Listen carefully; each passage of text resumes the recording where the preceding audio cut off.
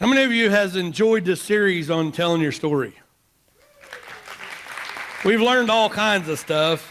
I told first service, I said, if I'd have tried to plan this the way it has gone, I would have failed miserably. Because, I do best when I just shoot from the hip, right? Most people know that, when great things happen around here, it's because God just dropped the thought in my brain and I just acted on it. I don't do good. I mean, that's why I've had weddings that I've double booked. Not looking over there, Jess. I've had weddings I forgot about, and people call and say, "Are you dead?" No, but I wished I was. If you've ever had Bridezilla. Anyway, I've done all kinds of crazy stuff. But if I would have tried to lay this out, I probably wouldn't have done it as well as the Lord has. He's laid out this series, and it's been amazing talking about it, and I've learned a lot of stuff myself. We had my crazy uncle come up and do a men's retreat, and that was amazing. All the wings that we ate, man, they were good.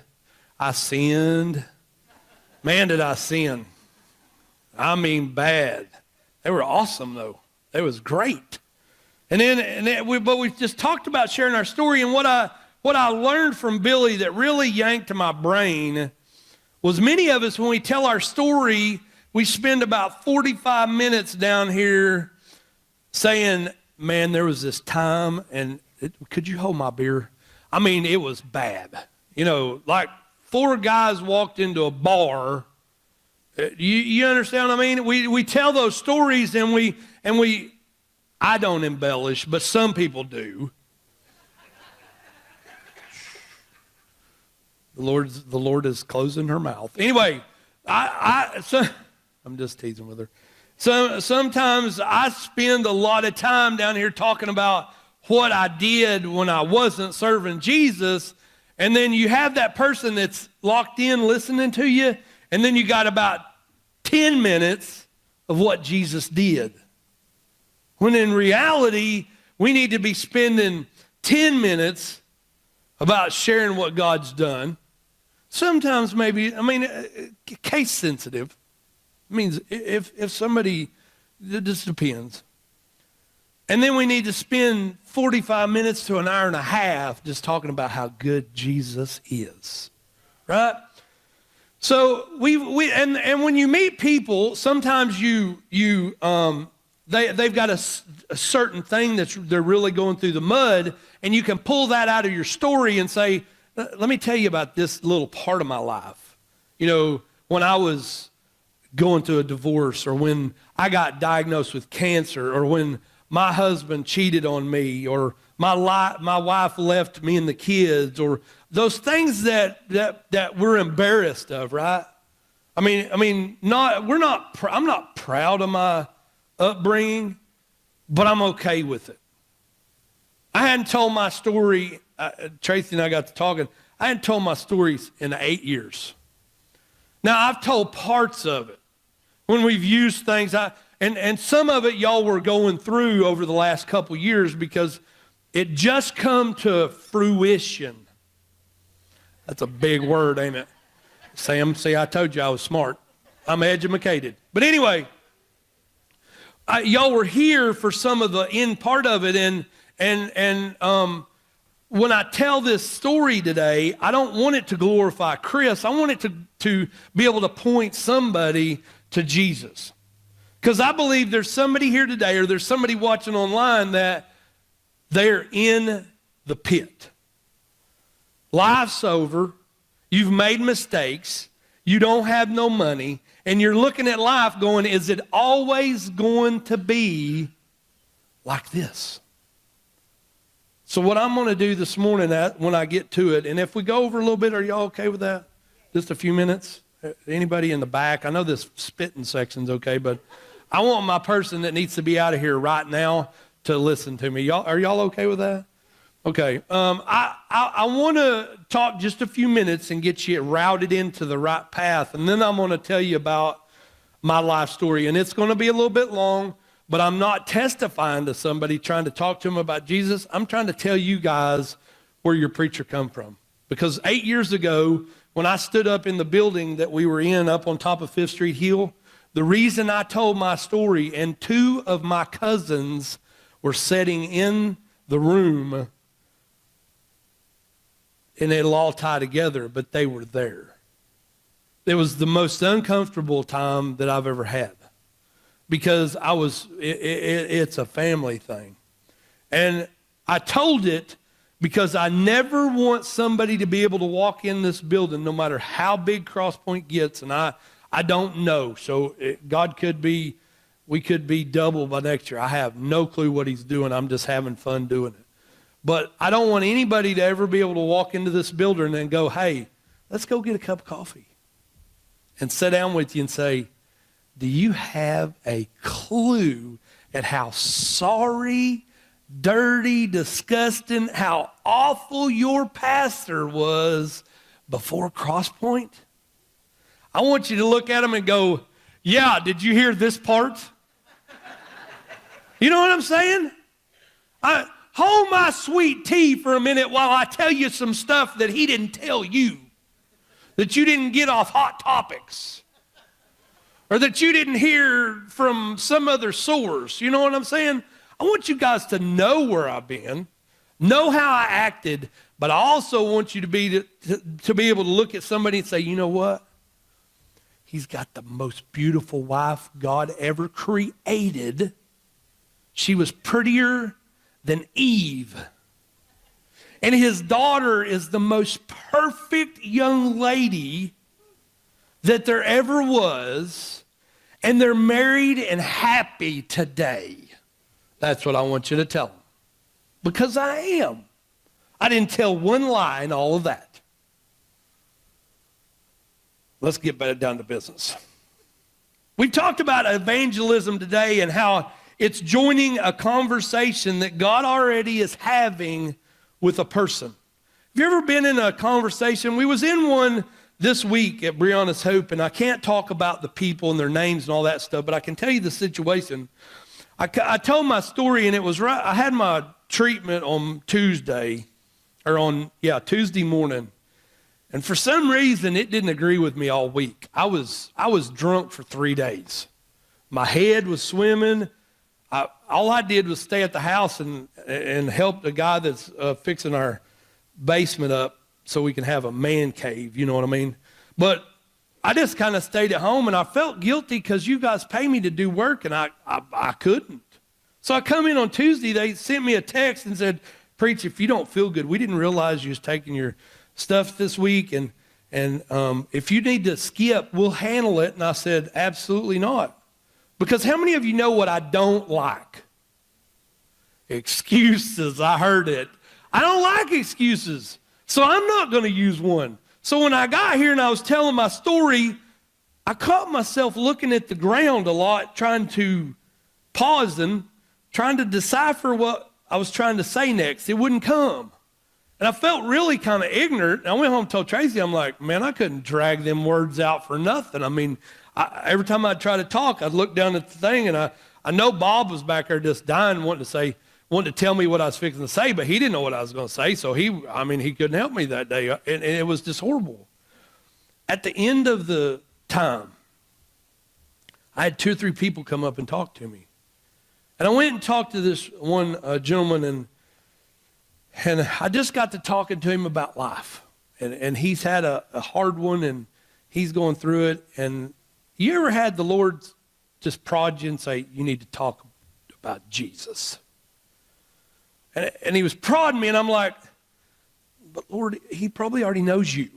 Because I don't go to Brianna's Hope a whole lot, a couple times a year, because they don't need me. It works on its own. But when I do go, I enjoy going, and I really have a hard time sitting there and shutting up. You ever notice that? No, not me. I mean, I want to talk. I want to move Joel and Shannon and all of them helping. I want to move you out of the way and say, hey, you ever tried to tell a preacher to shut up? I mean, it's hard to do. And so I told the story, and I was talking to this guy, and the Lord's over prodding me, and I'm like, Lord, he probably knows Jesus. I mean, he's here, and they talk about Jesus, whatever, and he just prodded me. So I start talking about Jesus, the only thing I know to talk about. And then I talked to him for a few minutes, and there's a couple different people there. And finally I just said, how is your relationship with Jesus? He said, I'm a good person. I went, how's your relationship though? Well, I think I'm all right.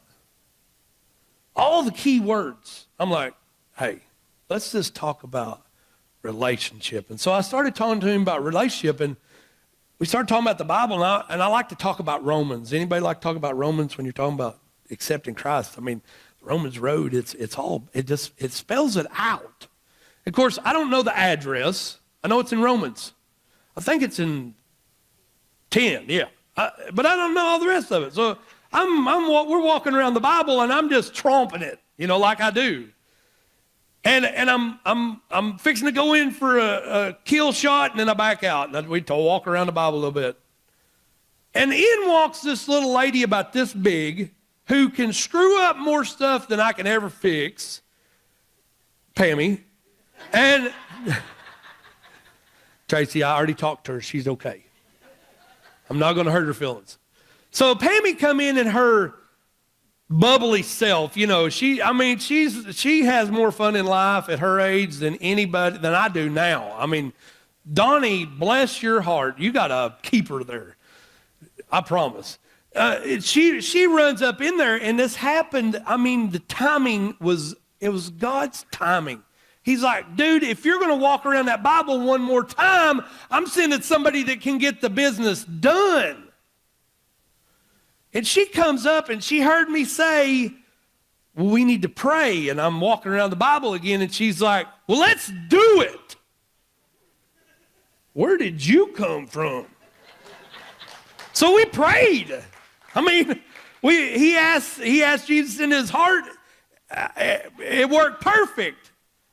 But it took Pammy to kick the seat of the preacher so we didn't walk around the Bible again. It was a great time, and she helped just as much as we did, and it was an amazing time. But joining a conversation that God has already started. See, God already started working a long time ago in this young man's life.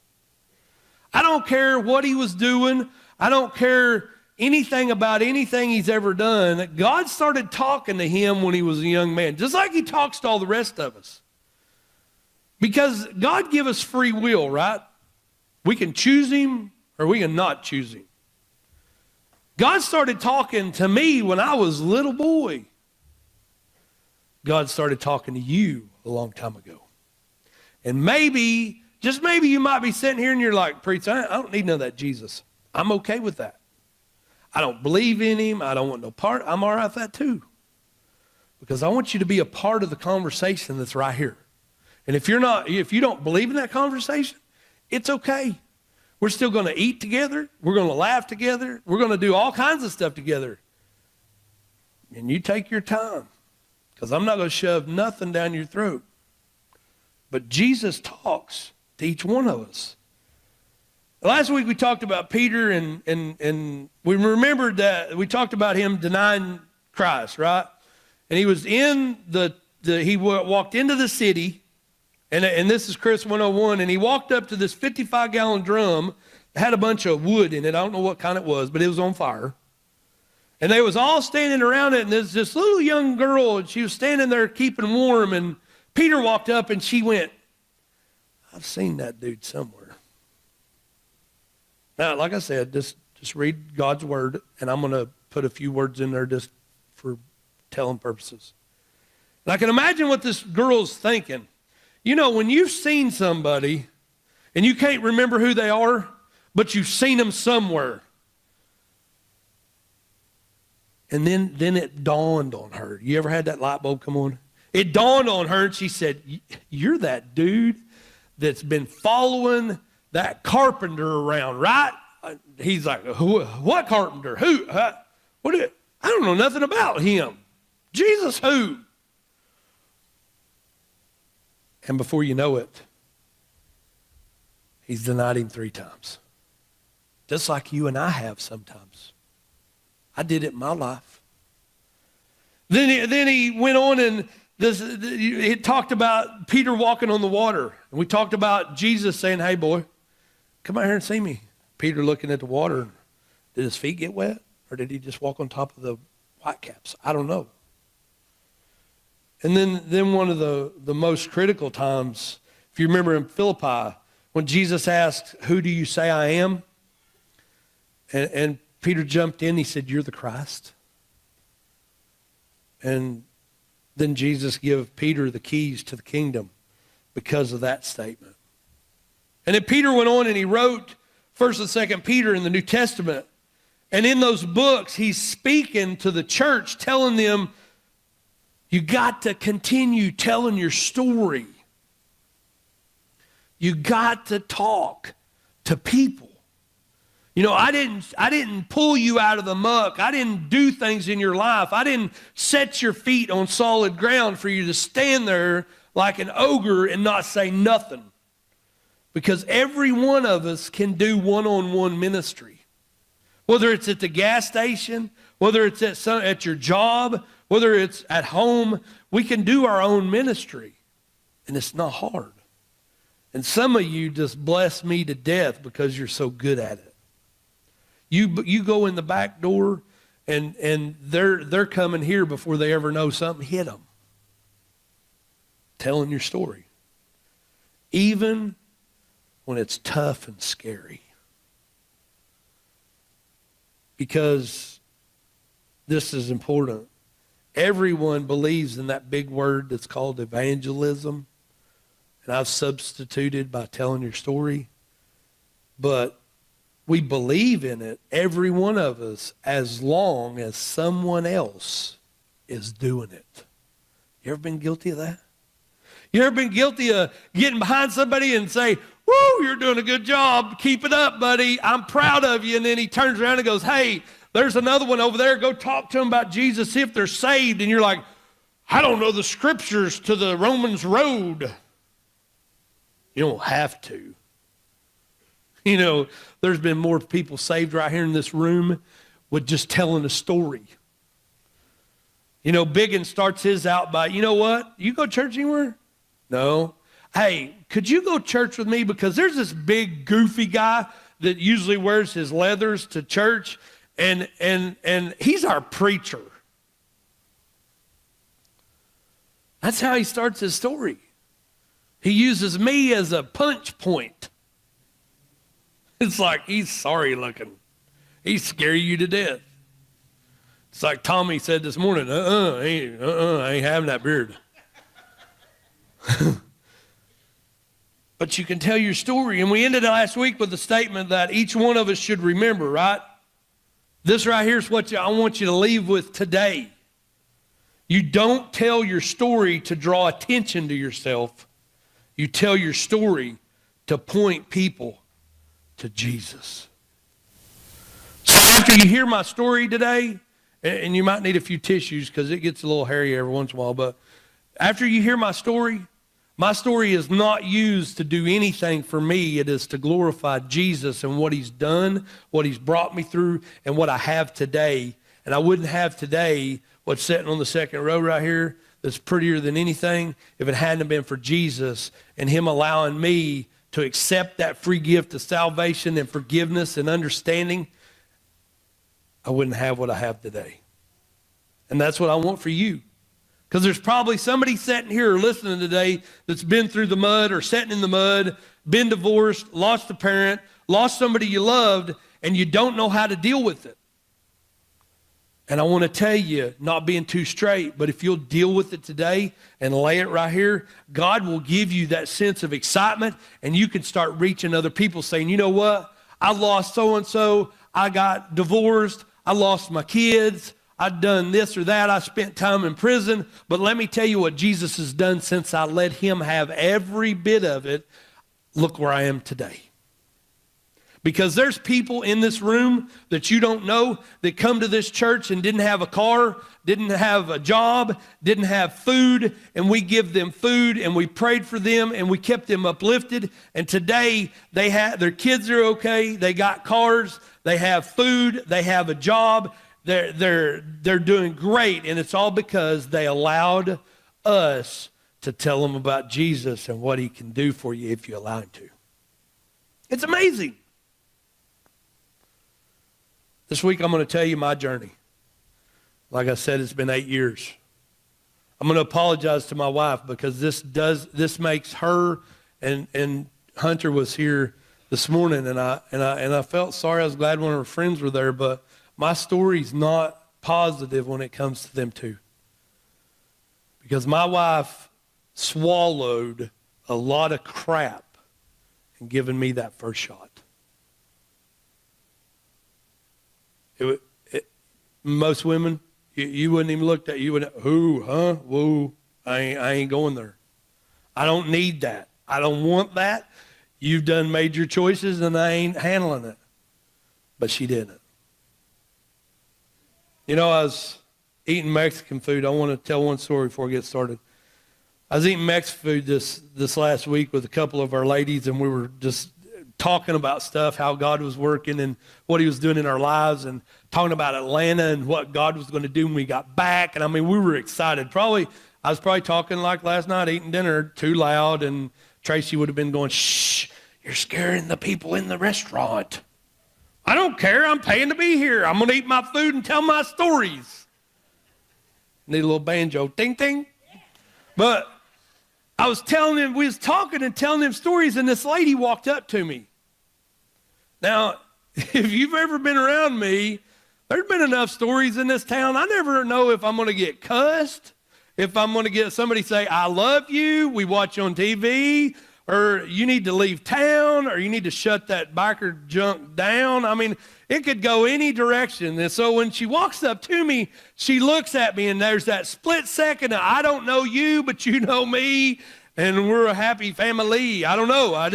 It was bad. And so she looked at me, and she said, hi, we've been coming to Crosspointe for a little while. I had to get a cup of coffee for that one. It was bad. I couldn't even swallow. It's not funny when somebody's coming here and they've been coming and you don't know who they are. But she took it like a champ. She started talking and she told me where she sat, and they come to first service and love first service. They love first service. They love first service. They love it. I'm so glad that you guys love it too. You're my favorite. Anyway, so she starts talking about all that stuff, and she's like, you know what?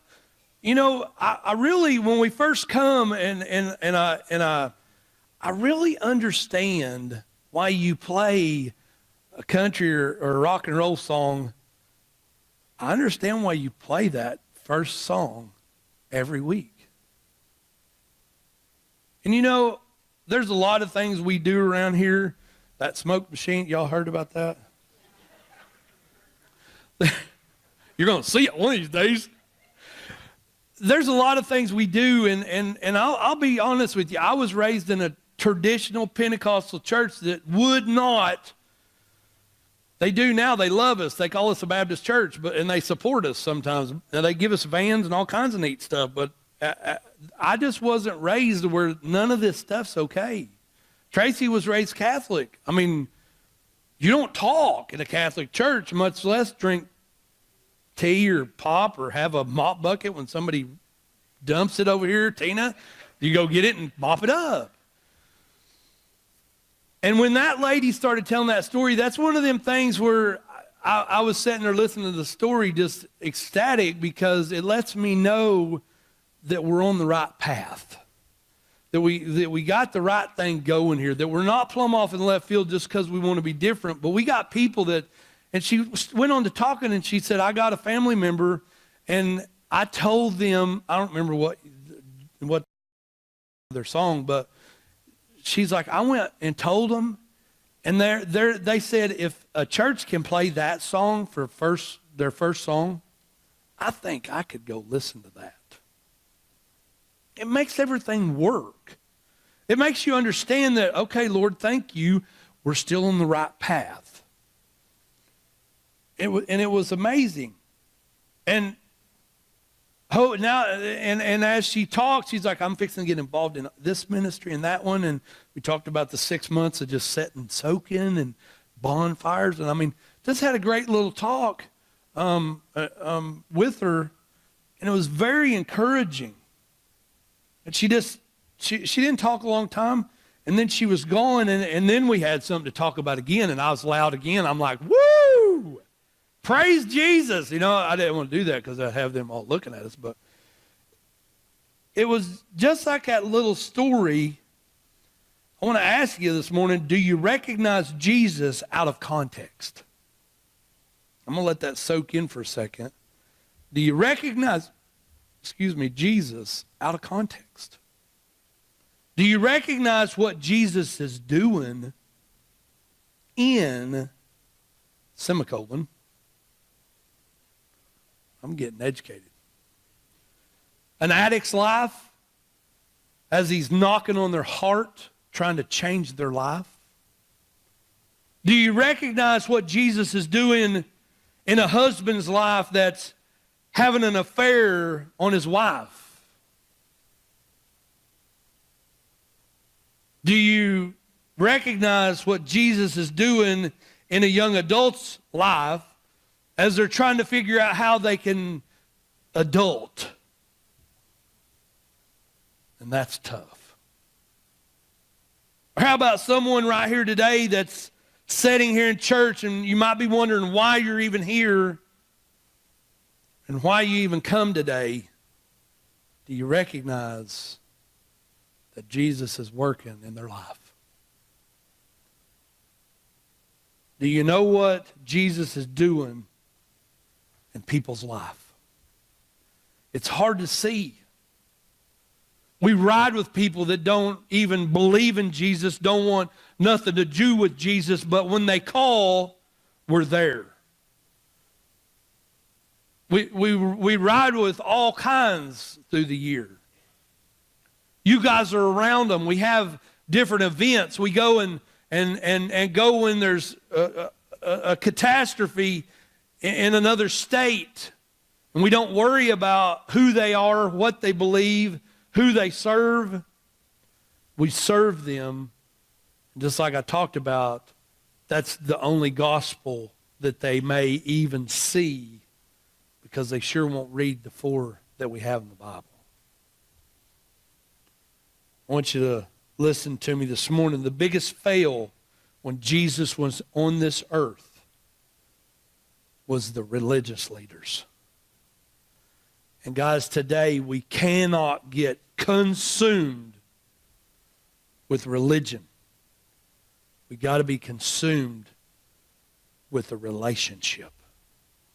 And even when we see that somebody might not look like they're getting a conversation with Jesus, even when it looks like that we're losing the battle, praying for whoever, praying for your children, praying for your wife or your husband that doesn't come to church with you, when it looks like we're losing that battle, I can promise you that Jesus has still had a conversation and is having one, even when they tell you they don't believe, even when they tell you they're atheist, even when they tell you they believe in something else.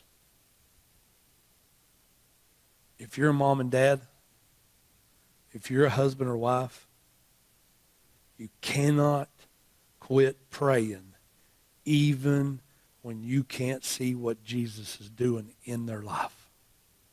Because I stand here before you today, before I ever tell you this mess, I stand before you because of one thing. My mom and dad made sure I heard Jesus' word. And my mom never, ever give up, even when my dad called me and said, "You're headed to hell on a 747. We can't give up. We got to keep trying to keep the relationship conversation open, because if you shut it off, you've lost the battle. I want to read one scripture. Colossians 1, chapter 1, verse 15 through 17. It says, Christ is the visible image of the invisible God. He existed before anything was created and is the supreme over all creation. For through him, God created everything in the heavens and earth realms, heavenly realms, and on earth. Heavenly realms and on earth. He made the things we can see, the things we can't see, such as thrones, kingdoms, rulers, and authorities in the unseen world. Everything was created through him, for him. He existed before anything else, and he holds all creation together. Aren't you glad today that God sent his word, who was Jesus Christ? And Jesus used all the stories, and he knew how to reach us. Evangelism is joining a conversation that God is already having with someone. So today I want you to join my conversation that God was having in my life, even when I wasn't looking towards him. I want to spark that conversation so that you recognize God working in and through your story. And I love you. I moved here in 1993. I got married February something. It's not good to remember that, guys. That's old stuff. I know it's in February. She could probably tell me the date, but it is insignificant in my life. I was raised in a Christian home. I was raised every time the door was open. I was taught how we had to act, how you're supposed to act, what you couldn't do. I didn't go to my prom. I didn't go to nothing. Not even I didn't even not any kind of party or get to cruise town. But my mom and dad loved me. They give me what I needed to have in life. My dad bought us three-wheelers and motorcycles and all the stuff we needed to have fun in life. But they couldn't shelter me for what I did. So I got married in February of 1993. And in May, I moved up here somewhere around the 6th through the 14th. I don't remember, 7th, 8th, I don't remember what day it was. And I remember coming over 3rd Street Hill and how scared I was inside. I'd never left my mom and dad. My grandpa, I stayed with my grandpa and grandma the night before we left. And my dad and I was not seeing eye to eye. We weren't even talking. We grunted a little bit when we was building the trailer to move down here, but we didn't talk. And my grandpa, he's passed away, and he said, son, he said, he'll come too. Now, my grandpa didn't say that saying you're right and he's wrong. But he knew that it'd come around. My grandpa was a brilliant man. Didn't talk much at all, but when he talked, it was important. We come over that hill. I can remember it was mist and rain. I thought it was kind of stupid that all these train tracks in town. I slid through, come around the corner where CVS wasn't there, and we was headed up towards the north end of town and slid across the wet tracks there at whatever 8th Street or whatever it was. And I just as well should have been driving into New York City. Because the town I moved from, Marlow, Oklahoma, was not as big as Connersville at the time. We didn't have all the factories. We didn't have all the people. You knew everybody. If somebody died in the town, you knew them personally. I wasn't born in a big city. I was born in the back roads of it was heaven to me. So in my mind, I was scared, and I knew I was leaving my safe place. I left a newly remodeled trailer house on a free piece of property that my dad had given me. Didn't have no bills. Worked in a machine shop. Worked with Mike Kaiser, in fact, at BF Machine. Mike was an idiot. He'll tell you he was. He stole my chew every day. It was terrible. That was back when it was 50 cents a can. But I left all that stuff, that no rent. And little did I know, I'd left my mom and dad in silence, and because Dad and I weren't speaking, I didn't know that that silence would last for quite a while. It lasted for a long time. We talked just a little enough to get along. I was still a little boy in his mind, and he wanted to tell me what to do. And you know how that works with kids. I was 20 years old, had my own family, my own job. I was paying for my own stuff, and that's just the way it was.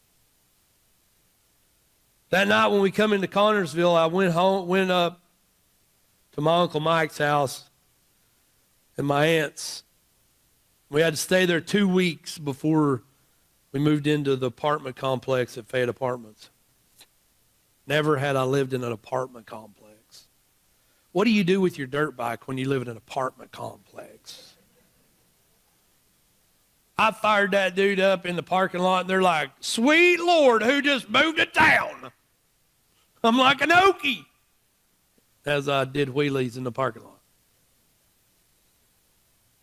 But I unpacked my clothes that was in the truck, and I remember like it was yesterday, in my uncle's house, not knowing that in a few short weeks my world would be just about crushed by the work of Satan.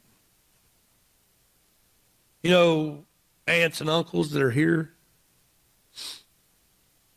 your blood.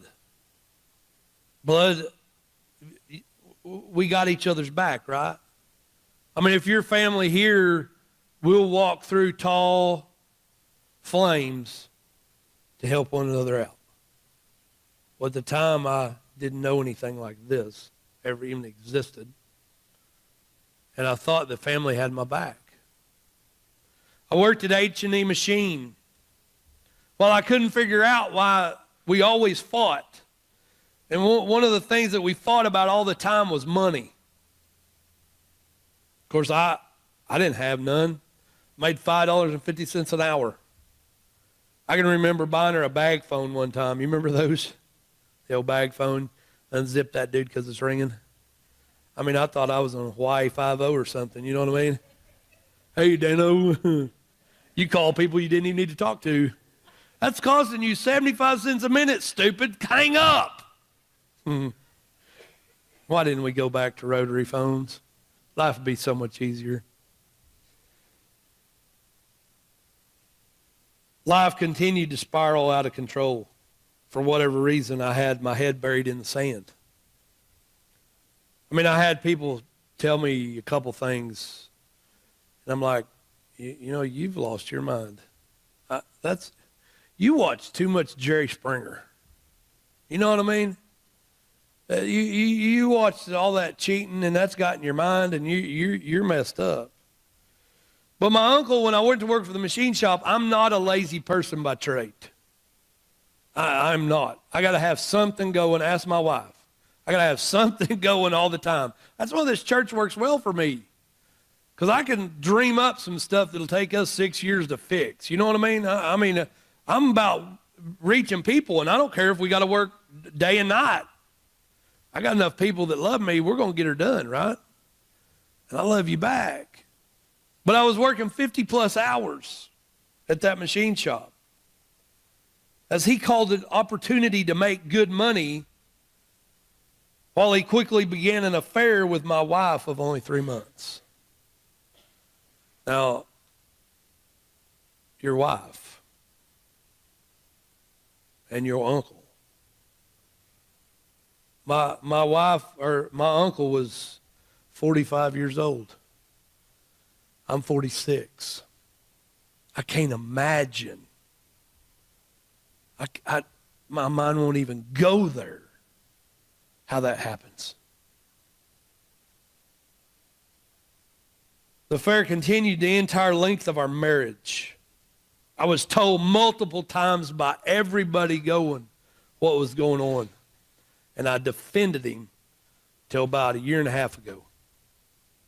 I quit defending him when they got married, and that's on in the story, but I never disrespected the man. And you're probably thinking, how in this world did that happen? I don't know. I have no idea. It don't even make no sense. I mean, there's one person in this world put me in jail faster than anybody going, and her name's Hunter Brooke. You mess with her, you play with her, you hurt her feelings, I'll put preach on the shelf, and we're going at it. You best get some guys together and bring some money to the jail, because I'll be there. I'll be right back up here on Sunday morning. My name's Preach, and I got a problem. It's just how it is. But I never went that way on this, and I don't understand why. The affair just continued.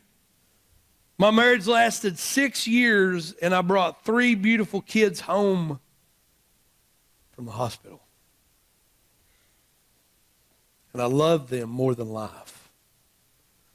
And I'm not telling every detailed story, but it was ugly. I worked a lot of hours. I couldn't keep enough money underneath her. I mean, we struggled every day. In 1996, I bought a backhoe because I tried to go get somebody to hire me because, I mean, it looked like fun. I mean, my dad said, if you don't get an education, you're going to dig ditches for a living. Well, I didn't have an education. I had a high school diploma, and I went through 2 years of college, but I played pool at Cameron University, and I was good at it. So when I went and bought my first backhoe, the loan officer's like, you've lost your mind. I said, no, I haven't. He said, you can't do that. I said, you just let me borrow the money. I'll show you what I can do. Because you tell me I can't do something, you better hide and watch. Because I'll go grab whoever I got to grab, and we'll go at it like the Amish build a barn. I mean, we're going to go. So I bought my first backhoe, like to kill myself the night I went and got it down in Lexington, Kentucky. Truck and trailer went across an intersection with me sitting on the ramps because it raised the back end of the truck off, and we're high-hoeing it down the road. I get it back home, the trailer lights didn't work, and I'm digging holes all over that farm that I just bought. The backhoe was costing me $400 a month, and the farm I bought was costing me $350. I got enough work going that I was able to quit H&E Machine. H&E Machine was horrible. I would watch my wife at the time, my ex-wife, walk up the stairs to the conference room, and I knew that's where he was all day long. They'd lock the door. It was horrible. I had to sit and run a machine. I had to listen to the guys say, woo, wonder what's happening up there. Just rip your heart out. I threatened to whoop more than one of them. And I'm not a fighter by trade. But I had to watch that day in and day out.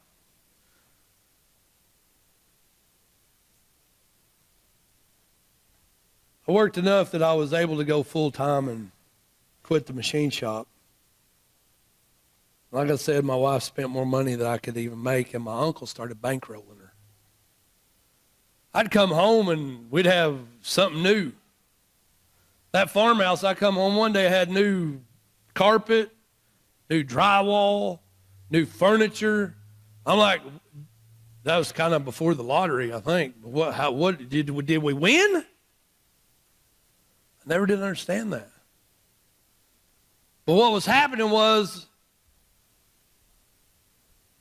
I felt like a paid prostitute. I mean, I had whatever I needed. I needed a dozer one time. He went and bought one, said, use it, change oil in it. If I need it, you can run it. If I don't, just use it like you want to. I never could put anything together. It was at that farm one night I come home. I'd been putting in field tile over in Rushville, 20 degrees outside. I come home with my truck and trailer. He was there. I was still defending. I pull up in the driveway and shut the truck off and walk in the house, and it's all dark downstairs. Kids are asleep. I walk upstairs and I walk across the hall and I look in the bedroom and she slid right off his knees. I'm like, what's going on? They just both look at me. I got so upset I was shaking so mad. I walked back downstairs and I just sat in the chair. Thank goodness the kids were asleep. I walked downstairs. He come down. In my mind, what do? Mom and Dad's not talking. Mom's so sick right now, she almost died 2 or 3 times while all this was going on with her bone diseases and muscle diseases and her headaches and going through what we're going through. They didn't never get to see the kids. And I sat down there in that chair. I didn't know what to do. So he come down and he sat down and he said, what do you want me to do? You want me to go, this on Saturday, you want me to go to the church tomorrow and tell them all I did and confess? Trying to lay that stuff back on me, you know what I mean? I mean, you want to run the whole church? And I said, no, I want you to stop. And he didn't go to the church. He went right back to preaching that next Sunday morning, which was the day after. I mean, he was my boss. He'd given me a dozer to run at my discretion, and ended up being 2 of them when I got more work. And what do you do? I mean, I think he loves me. I mean, he's my uncle. He was buying me off. I mean, I had a cell phone and a pager. I mean, I never understood why he'd get mad if he couldn't get a hold of me. Hello? If you don't know where I'm at. I had nowhere to go. I was confused. So we moved on.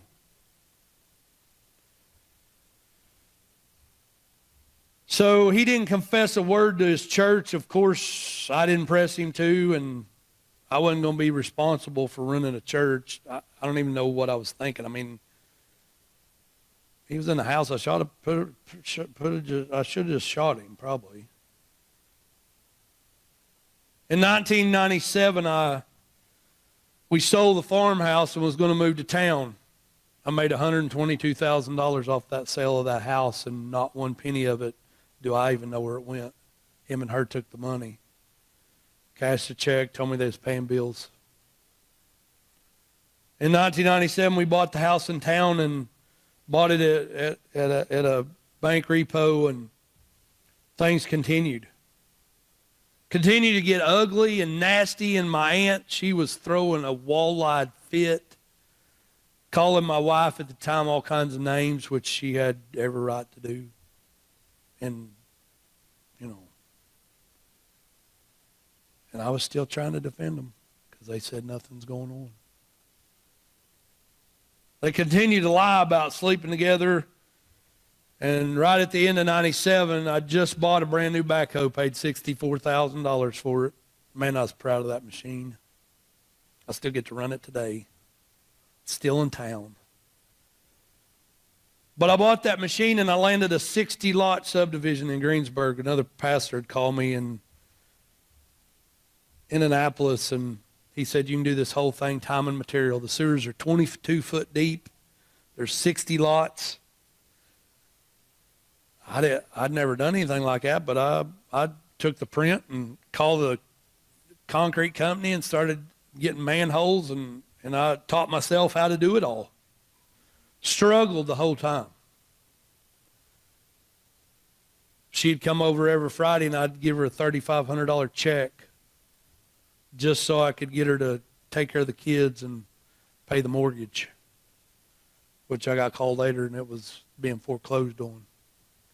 Can't you live on $3,500 a week? Now, I'm not lying. None of this is, Tracy saw the bills. I made more money that year than I can even fathom. I never paid one dime to the church. I didn't give one dime back to Jesus, which I should have. But I didn't. I got that subdivision done.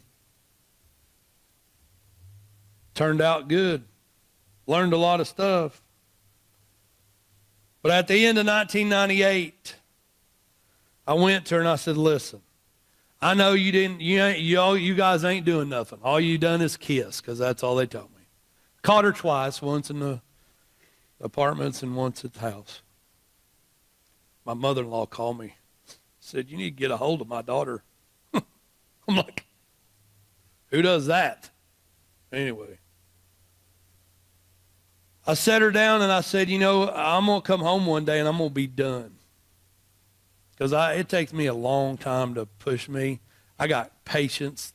I can handle it. But when I say I'm done, it's done. I said, I'll move you to any state in the union. In the United States, I'll move you anywhere if you'll just go. She said, what about Mike? Can't leave him. His wife doesn't like him anymore.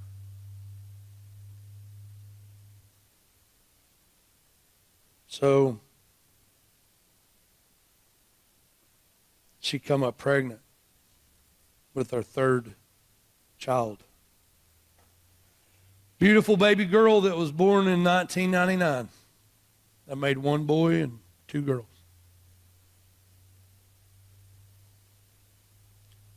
I left the house in December 98. I give her everything in it but two things. Microwave my mom and dad bought and a washer and dryer. She got the whole thing. That run through Connersville that I'd left 3 kids and a wife and mistreated them and walked away from them and wouldn't give them no money. I was the bad guy. So she moved out, I moved back in. When I moved out, while she was still at the house, is the first time I ever drank a beer. I was on a farm out here outside town. Just bought me a Dodge Diesel, and I was welding a plow bracket under the front of it because I pushed snow for a lot of the businesses. And Matt Shirk, I don't know if you know him, I was out there at his farm, and we're good friends, and he was Randy Kidd, and I'm under there welding, not paying attention to nothing, and they drop a can of ether down like this underneath the truck, and they just give it a good squirt. Well, you know what that did? It went woof. I come out of that truck hotter than a $2 pistol. I walked over and I grabbed a fresh beer and cracked it open. I'd never drank before. I was 26 years old. Life wasn't going well. I married a preacher's daughter, had an uncle as a preacher. Where'd that get you?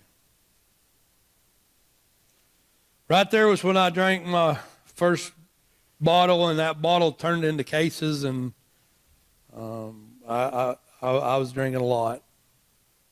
Even when Tracy and I got married, case a day, at least 20 or so.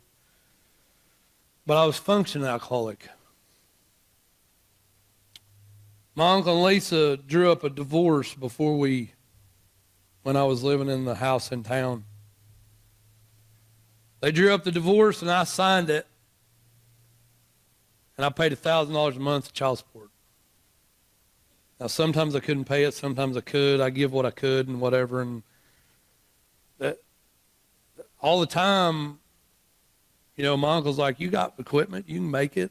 Shoot fire, you ought to make $5,000 a week. Well, I could when the housing market was good. So they set my child support at $1,000 a month, and I continued to drink a lot.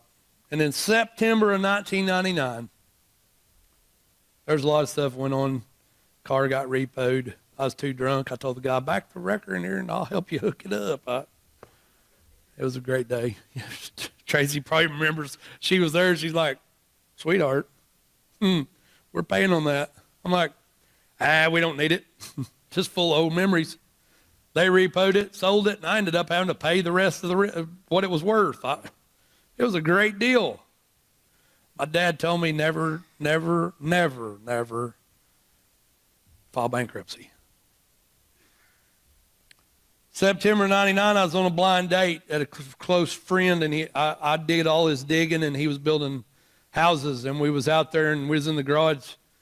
I had me a case of old Milwaukee Light Blue Rockets ready to have a nice evening. I was a cheap drunk. Unless somebody else was buying them, drink Bud Light. But anyway, I was sitting out there drinking, and you know, I was raised right. I knew that I had alcoholics in my family, and I knew what I was doing. We was sitting out there, and I was waiting on the blind date to get there, and I don't remember exactly when the blind date got there and when, but we was sitting out there, and Tracy come out there to either get something or bring us some meat or something for the thing, and she walked out that door in the garage, and my, it was love at first sight. The girl I was on a blind date with, she's passed away now, and I mean, I saw Tracy, and I was love struck. I didn't even believe in love at first sight, but when I seen her, I was like, I told Steph, I said, and after she left, it was a day or so, and I'm like, if I could marry anybody in Connersville, it would be that woman right there. So we started dating. She thought I was funny, but she said, I'm not marrying somebody with an ex-wife and 3 kids. I ain't doing it. Well, you know me. That's just a challenge. Right? Don't tell me we ain't going to get married, because I'll show you. I'll be everything you always wish for. She wouldn't marry me now if she had to do it over again. But I won her once. But we started dating, and my heart, when I was writing this down, before I let her read it, because I didn't have all the dates right, and some of it's all glommed together, and we're out of time. I know I'm trying to hurry. But my heart was fluttering last night when I was writing just a little extra, because I got the best thing that God ever created for me. You probably got who God created for you. And she didn't deserve me. And I didn't deserve her, because I was a mess. She paid for a credit card, and I don't care. I'm not trying to put out all my stuff, but she paid a credit card bill $500 a month for 17 years. It was just over with a couple months ago. She took that on herself. I didn't pay them. She did, with her money. Now, if that's not somebody that believes in you, I don't know another woman that'd pay somebody else's bills. She helped pay some of the bills that she never created. I wasn't allowed to see the 3 little ones after they took a liking to Tracy. We seen her a couple times. Her mom and dad bought presents for the kids, and they never got the presents. We still got some of them probably in the basement. They never opened them.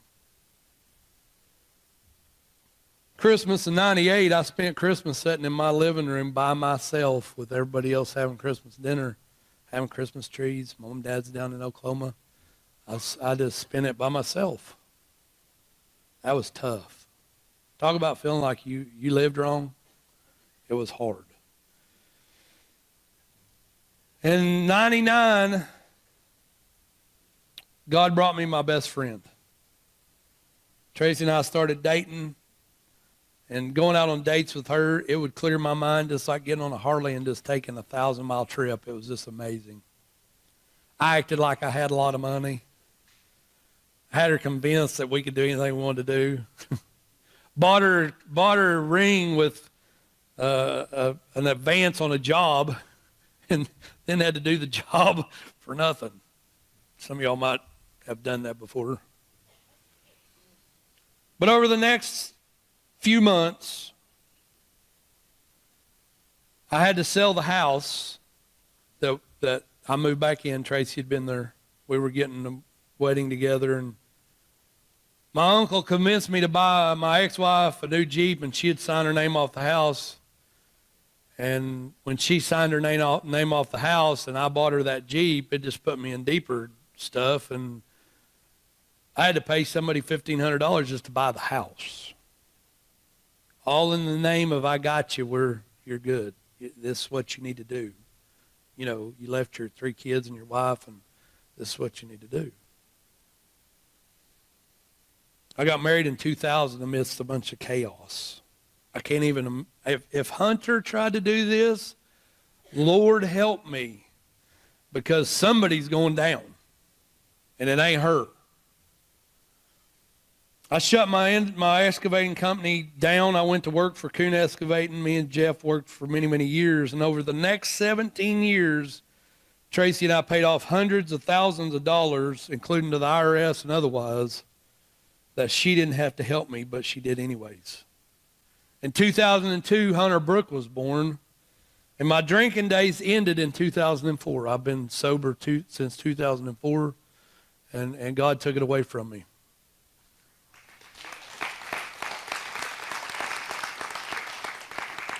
We went to watch that couple that we met through get baptized at Calvary Baptist. Pastor Mike was the pastor there, and after watching him, get baptized and listen to Pastor Mike, Calvary Baptist is where I got all my Jesus training.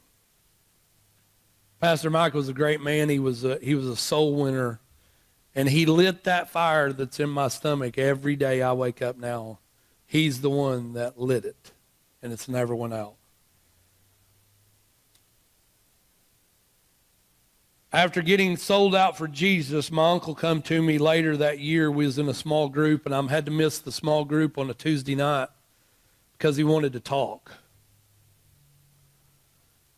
He come up to where I was, and he come up to me and he said, I got a couple things to tell you. He says, one is we went to Colorado and got married. Well, that's probably what you ought to do. I mean, after how many years?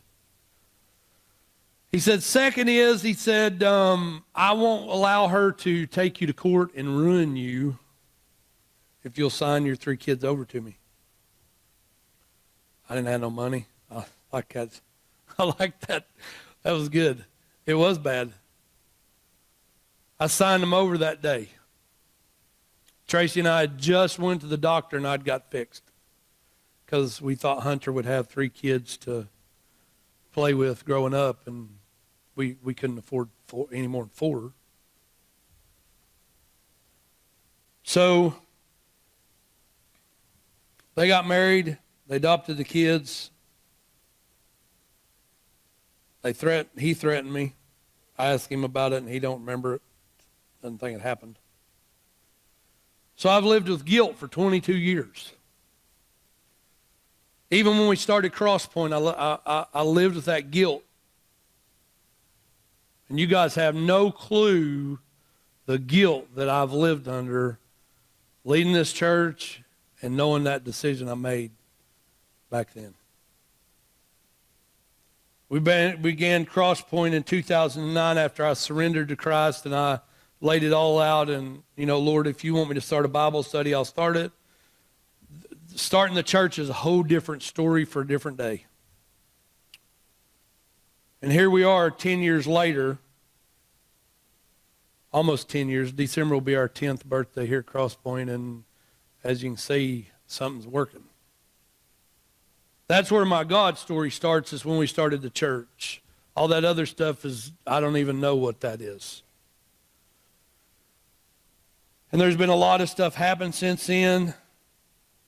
And Wesley turned 18. He's 22 probably now. When he turned 18, I'd reached out to him through Facebook. I thought, well, he's 18. Maybe Mom will let him see me, because she wouldn't allow me to see her. Last time I'd seen him, Wesley was 4.5. Sid was 6 months old, and Ashley was 2.5. Beautiful children. So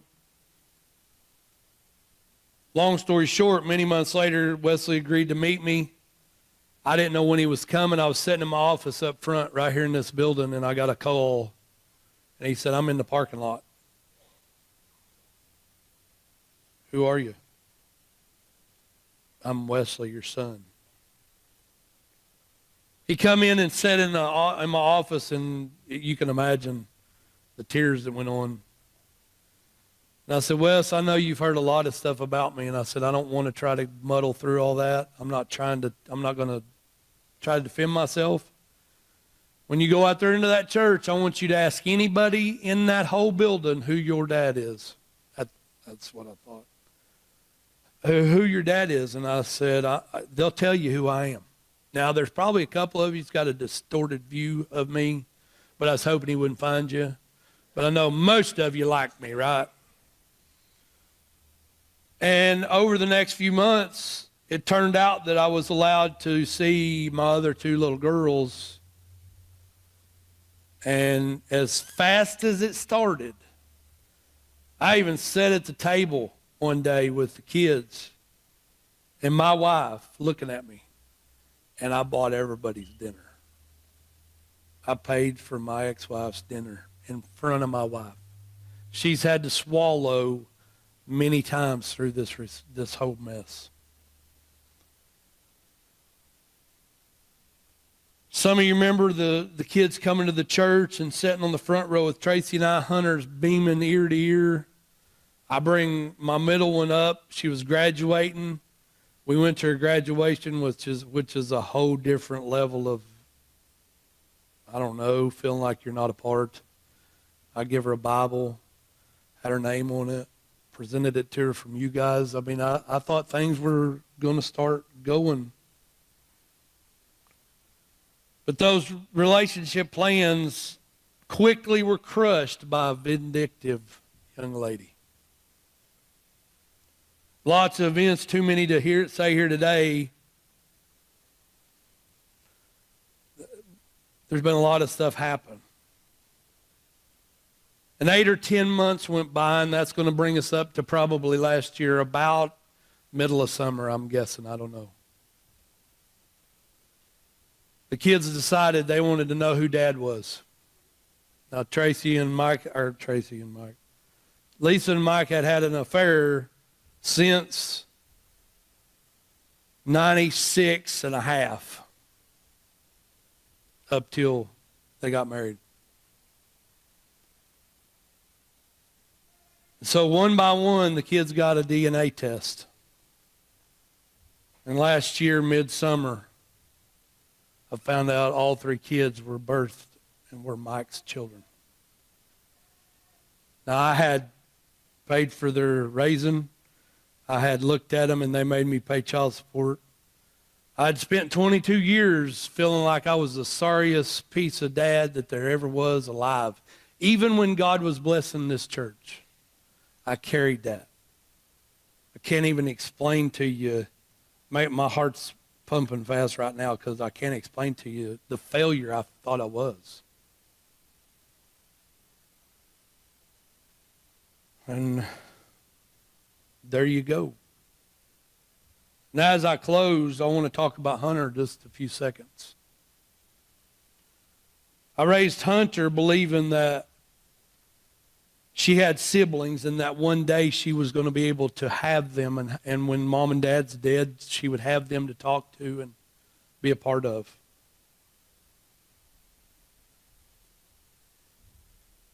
So one by one, as those test results come back, I had to deal with a little girl that asked for none of this, that didn't understand why Jesus was taken away from her. She didn't understand as I watched her cry in her bedroom. Murdered me on the inside. And I'm not embellishing none of this, but my wife, she'd commit murder. And if it come to, I'm not sure how she'd act if she saw her again today.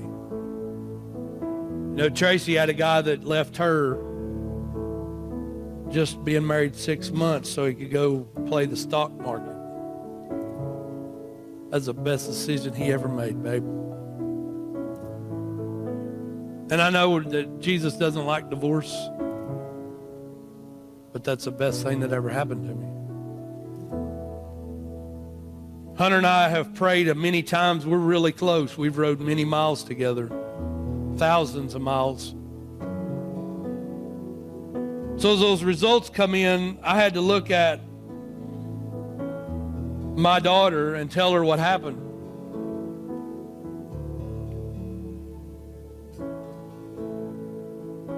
You know, I was lied to by a man that was my uncle that I thought had my best interest at heart, that shepherded those people which are in a mess today. Now that sounds like something that you couldn't even dream up, right? I mean, who could think about all that mess, right? I mean, that's crazy talk. I mean, Jerry Springer's cleaned up a lot more than that. I mean, they just make that stuff up. This is real life.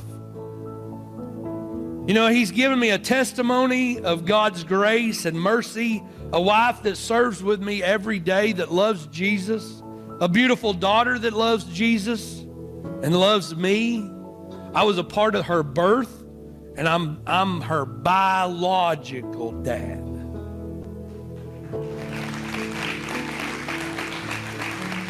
He's given me the opportunity to step out, start Crosspointe with some awesome people. I get paid to use a tool to reach people. That is my passion. I get paid to ride a motorcycle. There's nothing can top that. That's what Jesus did for me. The ability to shepherd people, even when I'm incapable to do that myself, he still believes in me.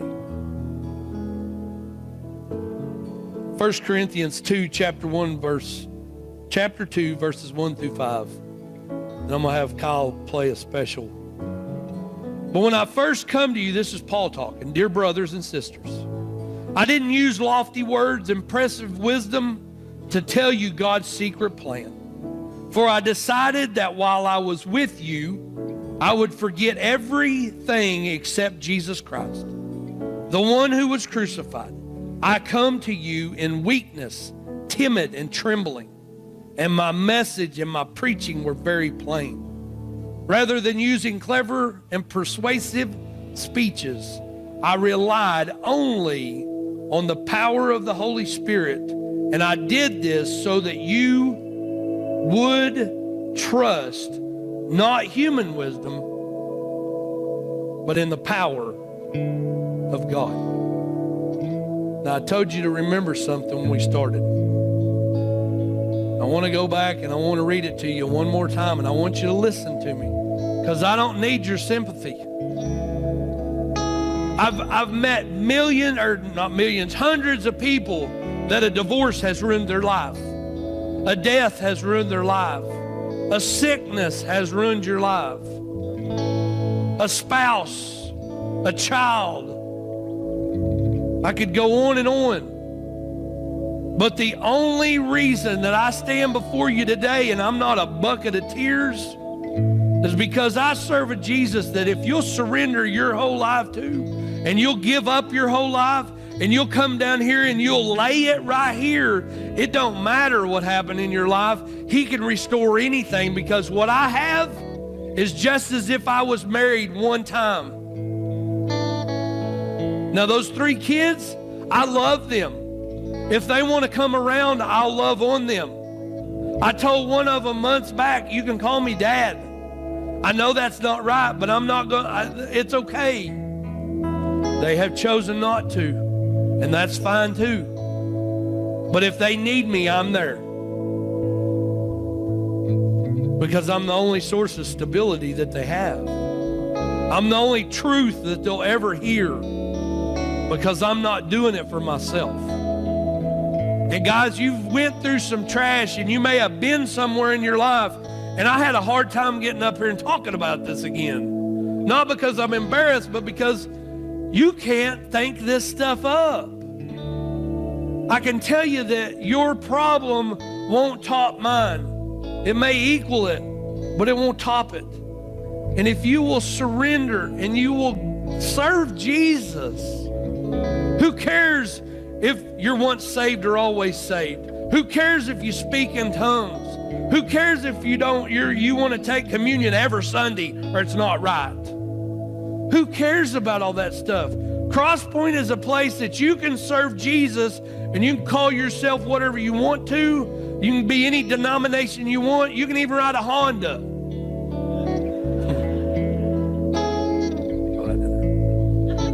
We'll love you anyway. But I promise if you hang around us very long, if there's sin in your life, if you're doing something that the Bible specifically says not to, it won't last long in here. You know what? It's not because you're going to be crucified or you're going to be talked about or you're going to be judged. It's because we love everybody in this building, and at some point in your life, God's going to get a handle on you. Even if you don't believe in Jesus, you can be an atheist. You can believe in 3 different heads of a God. I don't care what you believe. You can be confused about who you are, what God made you. I'm not here to argue about any of that stuff. I'm here to love you back to Christ. And if that takes 20 minutes or 20 years, I've got patience. I'm willing to sit down and say, I love you, and we're going to make it through this. I'm going to be your friend. I'm going to take you out to eat. I don't care who sees me in town with you. I love you for who you are, and I want you to have Jesus like I do. I want you to have that forgiveness. I want you to listen, I can go eat dinner with my uncle today, and it won't be a problem. They're divorced now. They're remarried now. I can sit down with her. I'll buy her dinner again. You know why? Tracy might be saying no. But you know why I can? Because Jesus saved my life.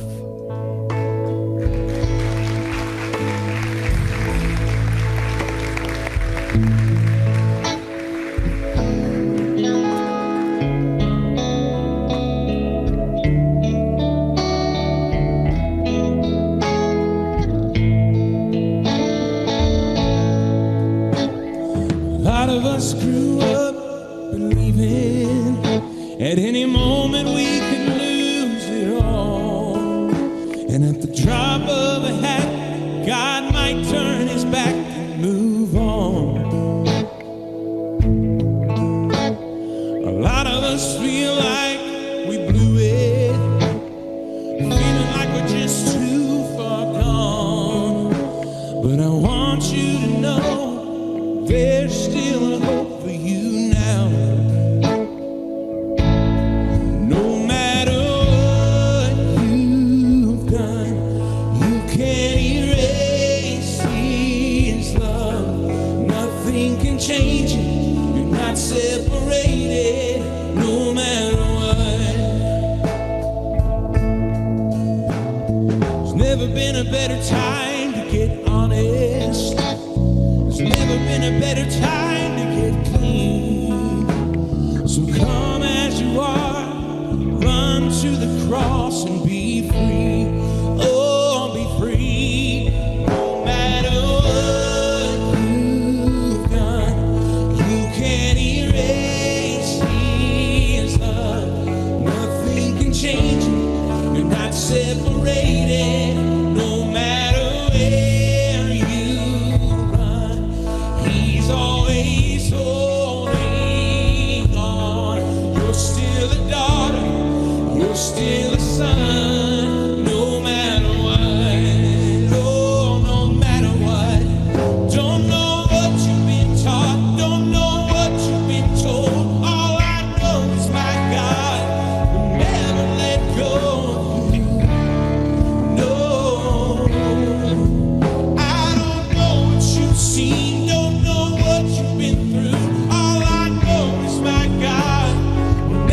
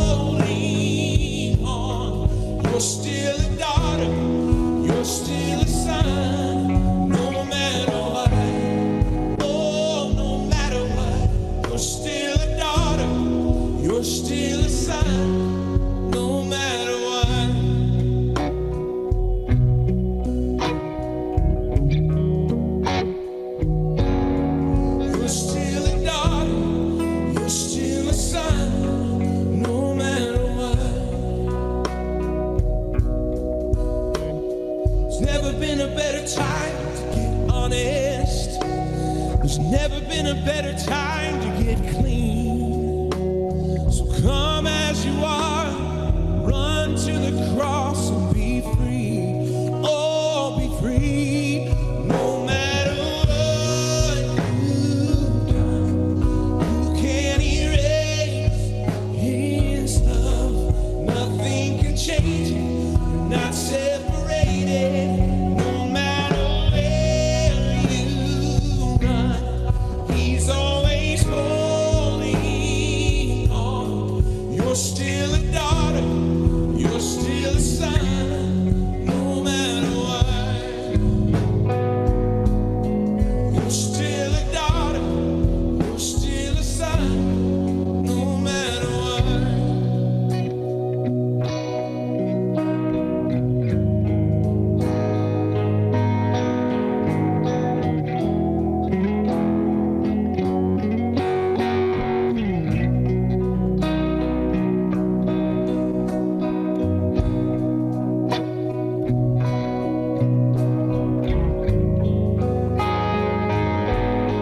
You're still a daughter, you're still a son, no matter what. Oh, no matter what.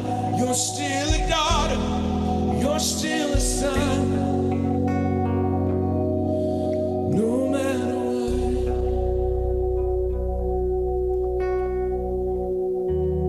what. Dear Heavenly Father, as we come to you today,